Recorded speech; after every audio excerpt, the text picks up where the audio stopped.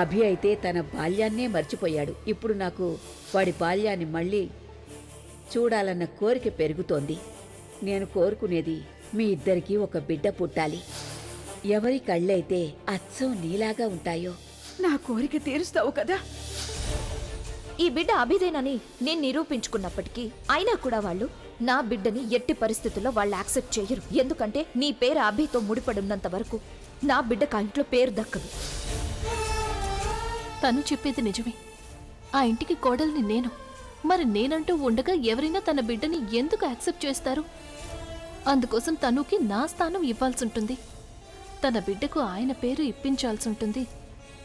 దానికి ఆయనతో పెళ్లి చేయాల్సుంటుంది. మరి నేను ఇంట్లో వాళ్ళకి ఏం చెప్పాలి? నాన్నమ్మకి అమ్మమ్మకి వాళ్ళకి ఏం చెప్పాలి? వాళ్ళని ఎలా ఒప్పించాలి? నేను ఆయన్ని ఎంతగానో ప్రేమిస్తున్నాను, కానీ ఆయన నన్ను ప్రేమించడం లేదు. అందుకే నేను ఆయనకు ఆ సంతోషాన్ని ఎప్పటికీ ఇవ్వలేను. ఇప్పుడు మన మధ్య ఉండేది కేవలం ఒకటే బంధం, ద్వేషించడం. ఎలా చెప్పాలి? నేనేదైతే సంతోషాన్ని వాళ్ళందరికీ ఇవ్వలేకపోయానో అది తను ఇస్తోంది. మరి ఆ సంతోషం కోసం వాళ్ళందరూ తనుని తనదాన్ని చేసుకోవాలి. నువ్వు నన్ను వదిలిపెట్టి వెళ్ళావు కదా? లేదభి, నేను నిన్నెప్పటికీ వదిలిపెట్టి వెళ్ళను. ప్రేమించడమే పాపం అనిపిస్తావా ప్రేమ? ప్రేమంటే ఒక శాపం అనుకోనా ఓ ప్రేమ? ఇవాళ నేను నీకు నీ కన్ఫెషన్కి జవాబు ఇవ్వాలనుకుంటున్నాను. I hate you. I hate you. నేను నిన్ను ద్వేషిస్తున్నాను. ప్రేమించడమే పాపం అనిపిస్తావా ప్రేమ? ప్రేమంటే ఒక శాపం అనుకోనా ఓ ప్రేమ? ఇప్పుడు మన మధ్య ఉండేది కేవలం ఒక్కటే బంధం, ద్వేషించడం. నిలువెల్లా గాయాలే కలిగిస్తూ ఉన్నా, శిలలాంటి నన్ను మలిచి ఉలివే అనుకున్నా, నువ్వు కోరే రూపంలో కనిపిస్తూ. ఓ పమ్మి, లెఫ్ట్ రైట్ మార్చేయటం ఇక ఆపేసాయి. అప్పుడు నీ ఒళ్ళు తగ్గిపోతుంది. అప్పుడు నువ్వే అంటావు నీ తిండికి నేను దిష్టి పెడుతున్నానని. నేనిలా నడవడం వల్లేవి నా ఒళ్ళు తగ్గిపోదు, టెన్షన్ వల్ల తగ్గిపోతుంది. అప్పుడు దానికి కూడా నేను మిమ్మల్ని అంటాను, అలాంటి కొడుకుల్ని కన్నందుకు. ఇక ఒకడేమో వెళ్లి జైల్లో కూర్చున్నాడు, రెండో వాడేమయ్యాడో తెలీదు. ఇంత రాత్రైపోయింది, కానీ ఆకాష్ ఇంతవరకు రాలేదు. మొదలైంది గోల. కొడుకును అమ్మ గారం చేస్తే అప్పుడు వాడు ఇలాగే తయారవుతాడు. ఏమన్నారు మీరు? లేదు, నేనేమంటున్నానంటే వాడేం చిన్నపిల్లాడు కాదు కదా అంటున్నాను. వాడు వచ్చేస్తాడులే, ఇప్పుడు ఎక్కడికో వెళ్ళుంటాడు. నువ్వెందుకు టెన్షన్ పడుతున్నావు? అయినా ఇంత రాత్రైతే ఏమైనా తప్పుడు పనుల్లో ఇరుక్కుంటాడు వాడు. అబ్బే లేదు, ఆ విషయంలో అయితే అబ్బాయికి నా పోలికే వచ్చింది. ఎలాంటి చెడ్డ అలవాటు లేదు. చూడు, నేనేమి మందు కొట్టను, వాడు ఏమి కొట్టడు. మరి నువ్వెందుకు టెన్షన్ పడుతున్నావు? రాని వాడిని. అయినా నాకు ఫోన్ అయినా చెయ్యొచ్చుగా. వాడు తప్పకుండా ఏదో జరిగి ఉంటుంది. ఇంత ఆలస్యం అయితే వాడు ఎప్పుడు చేయడు. ఇదిగో ఆ గందరగోళం ఏదో నువ్వే చూసుకో, నా బుర్ర తినకు. అత్తయ్యగారు, ఏమైంది? చాలా రోజుల తర్వాత బాధగా కనిపిస్తున్నారు. నా ఉద్దేశం ఏం జరిగింది? మీరెంత బాధగా ఉన్నారు అని. నేనెందుకు బాధగా ఉన్నానంటే నువ్వు నా కోడలు అయినందుకు. అసలు నువ్వెందుకు పనికిరాని దానివి. ఇక్కడేం జరుగుతోంది? అయినా తన మీద ఎందుకు కోపం చూపిస్తున్నావు? అత్తయ్య, మీకు తెలీదు, తను తెలుసు నాకు. నువ్వలా కోపం చూపిస్తున్నావే, దాని మూలంగా ఆకాష్ తొందరగా వస్తాడా ఏంటి? నువ్వేం భయపడకు, తన ఆచూకీ కనుక్కోమని నేను అభికి చెప్తాను. హలో, రవి, ఆకాష్ ఉన్నాడా? లేదు, మేము రేపే కలవాల్సింది, కానీ బహుశా ఇవాళ వచ్చారని నాకు అనిపించింది. Okay, thanks. అక్కడ కూడా లేడు. నాకందుకే భయం వేస్తోంది. తనని ఎవరు కిడ్నాప్ చేయలేదు కదా. వాళ్ళు నా బిడ్డను ఎక్కడికి తీసుకెళ్లారో తెలీదు. వాడే నాకున్న ఏకైక ఆధారం. పిన్ని, కెన్ యూ రిలాక్స్? ఈ బండదాని బుర్రలేదు, దీనిలాగే ముద్దుబారిపోతుంది. అయినా ఆకాష్ని ఎవరైనా ఎందుకు కిడ్నాప్ చేస్తారు? ఏమొస్తుంది వాళ్ళకి? అవును, ఈ బండదాన్ని ఎవరైనా కిడ్నాప్ చేస్తే అప్పుడు వాళ్ళకెన్నో కొన్ని నగలు దొరుకుతాయి. వేటినైతే ఇవిడెప్పుడు వేసుకుని తిరుగుతుందో అవి. నువ్వు ధైర్యంగా ఉండు, ఆకాష్కేం కాదు. నేనున్నాను కదా, నేను వాడిని వెతికి తీసుకొస్తాను. నువ్వు కూర్చో, నేను ఇప్పుడే వస్తాను. ఓయ్ పమ్మీ, ధైర్యంగా ఉండు. అభి ఉన్నాడు కదా, తన గురించి మొత్తం తెలుసుకుంటాడు. ఇప్పటి వరకైతే ఏమీ తెలియలేదు. ఇప్పుడేం తెలుస్తుంది? నాకు తెలుసు, తప్పకుండా వాడికేదో చెడు జరిగిందని. ఏమైంది? మీరందరూ ఇంత బాధగా ఉన్నారు? ఆకాష్ ఏమయ్యాడు? కిడ్నాప్ అవును. అంటే అలా అని అత్తయ్య గారు అనుకుంటున్నారు ఆకాష్ కిడ్నాప్ అయ్యాడని. కానీ మరి నాకొక విషయం అర్థం కావడం లేదు. అసలు ఆకాష్ ని కిడ్నాప్ చేస్తే ఎవరికైనా ఏమొస్తుంది? ఏమీ మిగలదు. అయినా కూడా అత్తయ్య గారు అయినా కంగారైతే ఉంటుందిగా, తను నా కన్నబిడ్డ.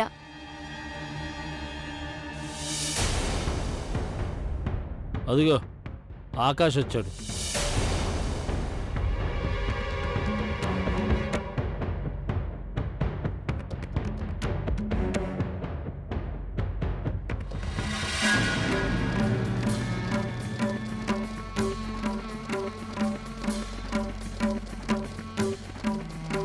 అరే ఆకాష్ బాబు, నువ్వు వచ్చావా? అయినా నువ్వు ఎక్కడికెళ్ళిపోయావు బాబు? మేము నీకోసం ఎంత కంగారు పడుతున్నావు? ఎక్కడెక్కడ వెతికావు మేము నీకోసం? అభి అయితే ఎక్కడెక్కడికి ఫోన్ చేశాడో తెలీదు. పోలీస్ వాళ్ళకు కూడా ఫోన్ చేయాలనుకున్నాం మేము. నువ్వు మాకు ఒక ఫోన్ చేయలేకపోయావా? ఇంకా నోరు మూసుకుని నిలబడతావా? ఏమైనా మాట్లాడతావా? మా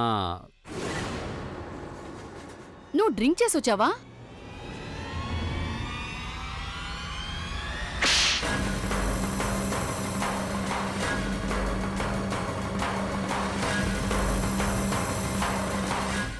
నీకెంత ధైర్యం మందు తాగి రావడానికి, అలాగే మందు కొట్టి ఇంట్లోకి రావడానికి? చూసారు మీరు? అందుకే అంటున్నాను నేను, వాడికి పెళ్లి చేసేయమని. లేదంటే అబ్బాయి చేజారిపోతాడని. ఇప్పుడు అదే అయింది. అసలు ఏ పిల్లాడైతే ఎప్పుడు మందును తాకను కూడా లేదో ఇవాళ మత్తులో మునిగిపోయి వచ్చాడు. అయినా నువ్వు మందు ఎందుకు తాగావు? అర్చన కోసం తాగావు కదూ? అవును, నేను తన గురించే తాగాను. తనని మర్చిపోవడానికి తాగాను, తన జ్ఞాపకాలను బతికించుకోవడానికి కాదు. ఇక ఇప్పుడు స్టాప్. అర్జున బేబీ అలాగే మందు బేబీ అయిపోయిందమ్మా, అంతా అయిపోయింది. నాకు అర్చనకి మధ్య ఉన్న బంధం తెగిపోయింది. నువ్వు సాడ్గా ఉన్నావేంటి? మాయలివ్వు, ఇదే కదా నీకు కావాల్సింది. నువ్వు గెలిచావమ్మా. నేను నా అర్చననే మర్చిపోయాను. ఇప్పుడు ఇంట్లో పెళ్లి జరుగుతుంది. ఆకాష్ కుమార్కి బ్యాండ్ బాజాలు, ఊరేగింపు చేయన్ని నీ ఇష్ట ప్రకారమే జరుగుతుంది. కొడుకు సంతోషం అక్కర్లేదు నీకు, డబ్బు కావాలి. ఆ అమ్మాయి ఎవరైనా కానీ ఏంటి, ఎవరితో చేస్తావో చెయ్యి పెళ్ళి. ఎక్కడికి వెళ్తున్నారా పనికి మావాడా? ఏం చేస్తున్నారు మీరు? తను ఏ స్థితిలో ఉన్నాడో కనిపించట్లేదా? పిన్ని, మీకు తెలీదు, మనిషి ఎప్పుడైతే మోసపోతాడో అప్పుడు తనేమవుతాడు. రే ఆకాష్, మందు కొట్టాల్సిన అవసరం ఏమొచ్చింది నీకు? సారీ అనయ్య, ఐఎమ్ సారీ అన్నయ్య. మీ అందరికీ తెలుసనయ్య, నేను మందు తాగనని. కానీ నేనేం చేయను అన్నయ్య. ఐ లవ్ హర్ అన్నయ్య, ఐ లవ్ హర్. నేను ఇవాళ తన్ని కలిశాను చివరిసారి. అలాగే తన్ను అడిగాను నన్ను క్షమించమని. తనకి దండం పెట్టాను అన్నయ్య, సారీ చెప్పాను నేను. ఇంకా అడిగాను నన్ను పెళ్లి చేసుకోమని. ఒప్పుకోలేదన్నయ్య, ఒప్పుకోలేదన్నయ్య, తను ఒప్పుకోలేదు. ఆకాష్, నువ్వు తనని ఒప్పించడానికి ప్రయత్నించావు. తను నీ మాట వినలేదు. తనర్థం తను ఇంకేదో కోరుకుంటోంది. కానీ నువ్వేం బాధపడకు, నేనున్నానుగా. నీకు తోడుగా నీ అన్నయ్య ఉన్నాడు నీతో పాటు. నీకేం కావాలో నేను తెచ్చిస్తాను. చెప్పు నీ ప్రెగ్నెన్సీకి నేనే బాధ్యుడని చెప్పు. ఈ అమ్మాయి అందరి ముందు గొంతు చించుకొని చెప్తుంది నేను తండ్రిని కాలేనని. నువ్వే చెప్పు నేను తండ్రిని కాగలనని. ఆకాష్ చెప్పింది నిజమే. ఆకాశే నా బిడ్డకు కాబోయే తండ్రి.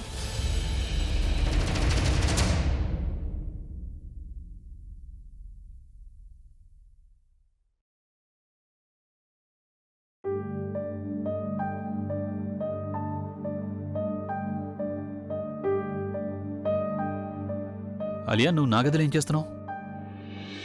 What is it look like అన్నయ్య? నీకోసం వెయిట్ చేస్తున్నాను. దేనికోసం వెయిట్ చేస్తున్నావు?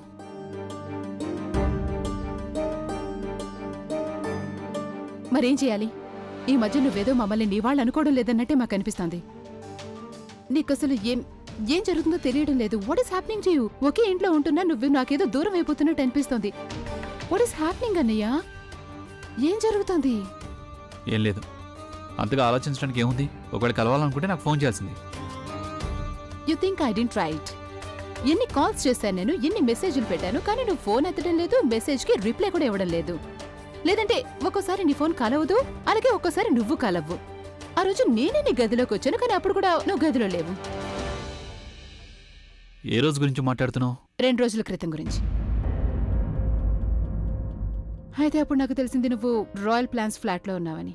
నువ్వు హార్డ్లీగా ఉన్నప్పుడు వెళ్తావే. I mean, what's going on?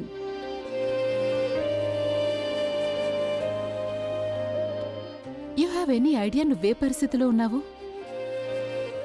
You are absolutely drunk. ఏ మాత్రం స్పృహ లేదు నీకు. ఎవరు వస్తున్నారో, ఎవరు వెళ్తున్నారో, ఏం జరుగుతుందో ఏం లేదో. ఒక్క క్షణం నాకేమనిపించిందంటే అన్నయ్య లైఫ్ గురించి నాకేమీ తెలియదనిపించింది. నాకేమీ తెలీదు. నీకేం జరుగుతుందో, నిన్ను నువ్వు అలా ఎందుకు చేసుకుంటున్నావో. అన్నయ్య you can share everything with me, you know that. I mean, that's what family is all for. నువ్వు నాకు చెప్పవా ఏం జరిగింది? నిన్ను నువ్వెందుకు అలా చేసుకుంటున్నావు? Why did you drink so much? ఎంత హర్ట్ ఫీల్ అవుతానన్నయ్య నీ సిస్టర్గా. ఆ రోజు నేనెంత భయపడ్డాను, తను ఎంత భయపడింది. తను అంటే గుర్తొచ్చిందన్నయ్య. Don't take me wrong. అంటే I know she is my friend, కానీ నేను తన సైడ్ తీసుకుంటున్నానని ఏమనుకోవద్దు. బట్ నేను తన గురించి కూడా నీతో మాట్లాడాలి. నేను తన దగ్గరికి వెళ్ళను. తను 2 రోజుల నుంచి భోజనమే చేయలేదట. You know she is in a terrible state. నువ్వు నాకు చెప్పిందంతా కూడా I will try to understand. But అనయ్య, you need to clear her confusion. తనతో ఏం జరుగుతోంది? What do you want? Do you even want her in your life? ఒకవేళ నువ్వు ప్రజ్ఞాబద్ధంతో పాటు ఉండాలనుకుంటే అప్పుడు it's okay, we will support you. కానీ అట్లీస్ట్ తనుకైతే చెప్పు. తనకు కూడా విషయాలు తేలికవుతాయి కదా అన్నయ్య. దట్స్ యువర్ మోరల్ రెస్పాన్సిబిలిటీ అన్నయ్య. అట్లీస్ట్ తనకి క్లారిటీ అయితే వస్తుంది కదా, ఏది సరైందో ఏది కాదో. ఐ మీన్, ఐ నో తను కొన్ని రోజులు ఏడుస్తుంది, కానీ నేను చెప్తాను తనకి. I make her understand. అన్నయ్య, don't look away, talk to me. ఒకవేళ నువ్వే తనకి చెప్పాలనుకుంటే సరే, నేను వెళ్ళి తనతో మాట్లాడతాను. అన్నయ్య, అట్లీస్ట్ టాక్ టు మీ. నాకేదో ఒకటి చెప్పు. ఆలియా, నేనేం చెప్పను ఆలియా. నీకు తెలుసు కదా, ఒకవేళ నేను ఏదైనా డెసిషన్ తీసుకోవాలనుకుంటే అందుకు నాన్నమ్మని కన్విన్స్ చేయాలి. అయినా అసలు నా ఈ రిలేషన్షిప్ మీద ఇప్పుడు నా మనసు విరిగిపోయింది. నాకు ఎవరి మీద ఏ నమ్మకం లేదు. అన్నయ్య, అలాంటి మాటలు ఎందుకంటున్నావు నువ్వు? ఫర్ గాడ్స్ సేక్, లైక్ ముసలివాడైపోయావా ఏంటి? You are so young. I mean, నీ ముందు లైఫ్ అంతా మిగిలింది. And you need a life partner. నువ్వు లైఫ్ మొత్తం ఒంటరిగా అయితే గడపలేవు కదన్నయ్య. అట్లీస్ట్ నాకు చెప్పడానికైనా ప్రయత్నించే అన్నయ్య. ఒకవేళ ప్రజ్ఞావతినైతే నేనేవి అనలేదు కదా?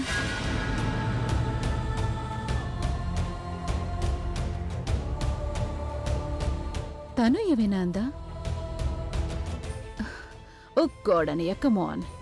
నీకు చాలా బాగా తెలుసు తన నేచర్ ఏంటో. నోటికి ఏదొస్తే అదేనేస్తుంది. She doesn't mean that. I mean, I don't know నీతో ఎవరన్నారో ఏమన్నారో, కానీ అన్నయ్య నువ్వు నాకు చెప్పినంత వరకు నాకు ఎలా తెలుస్తుంది? చెప్పన్నయ్యా, ఏం జరిగింది అసలు? ఆలియా, నేను స్వయంగా బాధలో ఉన్నాను ఆలియా. నేను మనుషుల్ని అర్థం చేసుకోలేకపోయాను. పెళ్లి చేసుకుని నేను చాలా పెద్ద తప్పు చేశాను. నాకు తెలుసు నేను తన్ను విషయంలో తప్పు చేస్తున్నాను, తనని అవాయిడ్ చేస్తున్నాను. కానీ నేను చెయ్యాలనుకున్నా ఏం చేయగలను? తను నా ముందుకు ఎప్పుడొచ్చినా కూడా ఒకటే ప్రశ్న వేస్తుంది. దేనికైతే నా దగ్గర ఎటువంటి జవాబు లేదు. అలాగే నేను ప్రెగ్నెంట్ కూడా ఇంటి నుంచి గెంటేయలేను కదా, ఎందుకంటే నానమ్మ నన్ను అలా చేయనివ్వదు. మరి నేనేం చేయను? I really don't know what to do. అందుకే నాకేం అర్థం కావడం లేదు. నేనేం డెసిషన్ తీసుకోవాలో ఏంటో, ఏ డెసిషన్ సరైందో ఏది తప్పు. Ali, I want to... Please leave me alone for some time, please. Sorry, excuse me.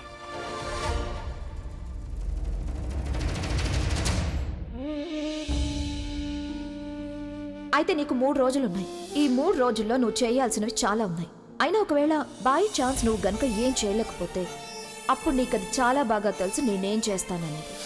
ఈ 3 రోజుల్లో నేను ఏదో ఒకటి చేయాల్సి ఉంటుంది, ఏదో ఒక దారి వెతకాల్సి ఉంటుంది. దాంతో నేను తనుని ఇంట్లోకి తీసుకురావాలి. రామ రామ జయ రాజా రామ, రామ రామ జయ సీతారామ, రామ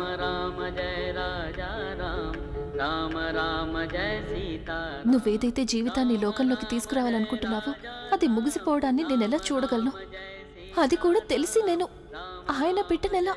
ఆ బిడ్డ ఆయనకి, ఈ ఇంటికి, అమ్మమ్మకి ఎన్నో సంతోషాలను అందిస్తుంది. అందుకని నేను ఏదో ఒకటి చేయాల్సి ఉంటుంది. కానీ ఏం చెయ్యాలి, ఎలా చెయ్యాలి ఏం అర్థం కావడం లేదు. చెడ్డ పద్ధతిలో ఏదైనా చేస్తే అది ఎవరూ నమ్మరో. నేను అలా ఏమీ చేయను అని అందరూ అనుకుంటారు.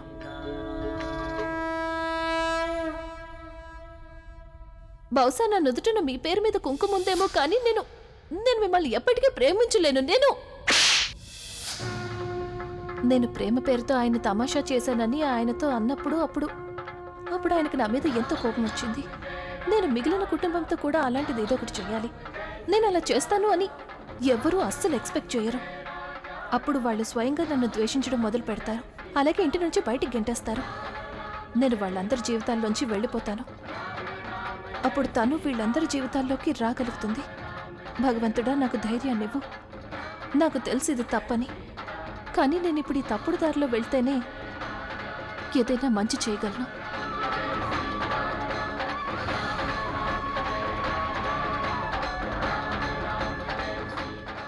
పెద్దమ్మ, అందరినీ నువ్వు ఇక్కడికి రమ్మన్నావంటగా? అవును, నేనే రమ్మన్నాను. ఏమైంది అమ్మమ్మ? అంతా బానే ఉంది కదా? ప్లీజ్ నానమ్మ, నన్ను ఏ పనిలోనూ తనతో పాటు ఇన్వాల్వ్ చేయకు. దాన్ని నేను భరించలేను.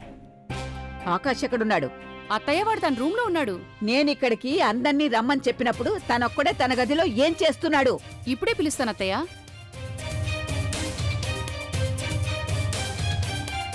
ఇవాళ ఆకాష్కి క్లాస్ పడేటట్టుంది. తనతో పాటు ఈ బండదుంది కదా, నగల దుకాణం. ఆవిడకు కూడా కాస్త తిట్లు పడితే చాలు, అప్పుడు మజాగా ఉంటుంది.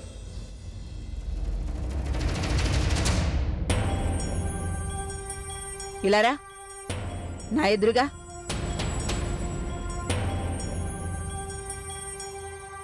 నానమ్మా, నువ్వేమైనా అనకముందే నేను ఒకటి చెప్పాలనుకుంటున్నాను. నేను నిన్న చేసిన దానికి చాలా సిగ్గుపడుతున్నాను. నేను నీకు మాటిస్తున్నాను, ఇక ముందు ఎప్పుడూ అలా చేయను. నేను ఎప్పుడూ డ్రింక్ చేయను. నన్ను క్షమించు. ఇంకా ఐఎమ్ సారీ. కేవలం క్షమాపణ వల్ల ఏమీ కాదు. నీకు శిక్ష అయితే పడి తీరుతుంది. అలాగే నీకు శిక్ష ఏమిటంటే నువ్విప్పుడు పెళ్లి చేసుకోవాల్సి ఉంటుంది.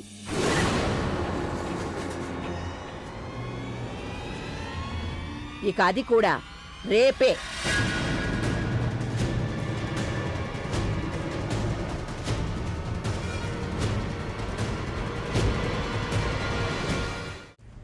పెళ్ళా? ఏదైనా ఇబ్బందా? నువ్వే అన్నావు కదా, నేనెప్పుడైనా కూడా ఎవరితో అయినా కూడా నువ్వు చెప్పిన పెళ్ళే చేసుకుంటానని అన్నావు కదా. అవునమ్మా, నేను అన్నాను. కానీ ఇంత త్వరగానా? నిన్నటి నీ నిర్వాకం చూశాక నేను ఈ నిర్ణయం తీసుకోవాల్సి వచ్చింది. నువ్వు నిన్న ఏదైతే చేశావో అదైతే కేవలం ప్రారంభమే. నువ్వు సర్వనాశనం వైపు వెళ్ళిపోతున్నావు. పరిస్థితి మరింత దారుణంగా మారిపోకముందే నేను నిన్ను పెళ్లి బంధంలో బంధించాలనుకుంటున్నాను. మర్చిపో ఆ అర్చనని. నువ్వు నీ వైపు నుంచి తనకు క్షమాపణ చెప్పావు. నీ సంబంధాన్ని మెరుగుపరుచుకోవడానికి నీ వైపు నుంచి అన్ని ప్రయత్నాలు చేశావు. మర్చిపోతాన్ని. తని నీకు తగిందే కాదు. ఇప్పుడు నేనేదైతే చెప్తానో ఆ పెళ్లి చేసుకోవాల్సిందే. ఆ అమ్మాయి నువ్వు మర్చిపో. తను నీకు తగింది కాదు. ఇక నీ పెళ్లి నేను నిర్ణయించే వాళ్ళతోనే జరిగి తీరుతుంది. సరేనానమ్మా, ఇప్పుడు అదే జరుగుతుంది. ఏదైతే నువ్వు జరగాలనుకున్నావు.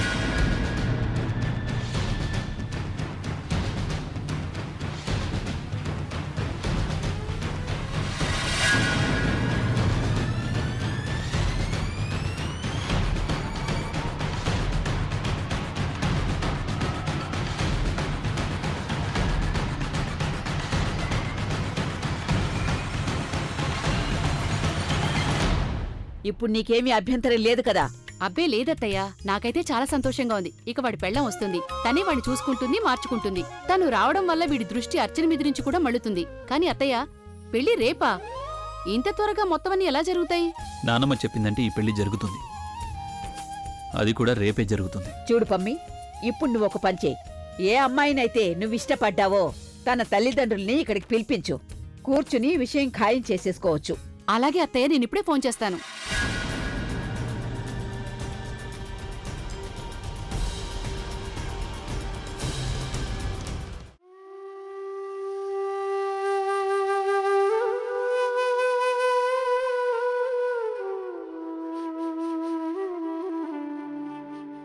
నువ్వు సంతోషంగా ఉన్నావా?